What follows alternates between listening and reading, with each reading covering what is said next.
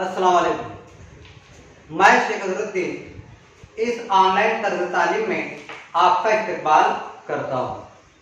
प्यारे बच्चों, अगर मैं आपसे पूछूं कि आपका तारुफ पेश कीजिए, तो आप अपने तारुफ में आपका नाम, पता वगैरह बोलेंगे। अगर मैं कहूँ कि आपका तालुका या तहसील किस ज़िले में आता है, तो आप अपने ज़िले का नाम बताएंगे।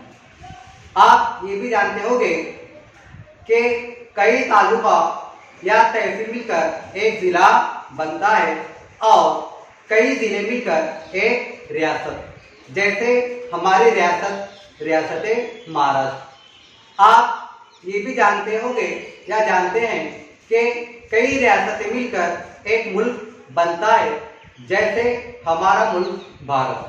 तो आइए आज हम जमात पंजुम का सबक नंबर 10, इस सबक का नाम है भारत का तारुफ। इस सबक को समझेंगे। इस सबक में हम भारत के दरिया, भारत की तबई खाक, भारत का सियासी नक्शा और भारत के नकदी, फसलें और आमद और रफ्त के रास्तों को समझेंगे।